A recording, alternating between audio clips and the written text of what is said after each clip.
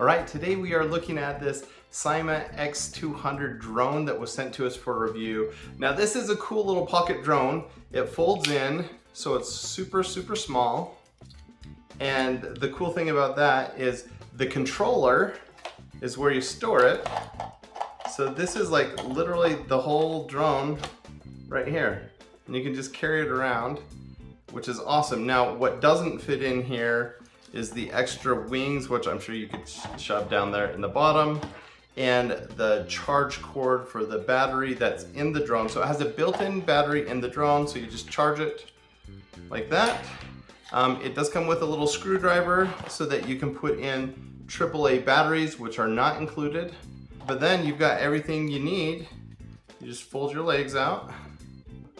So here we have the drone, and we just push the power to the controller, press the power to the drone, and it will automatically sync.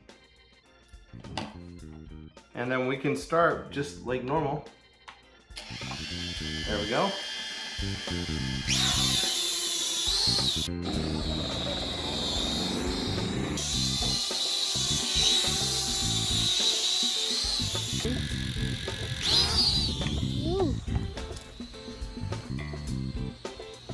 There it comes back.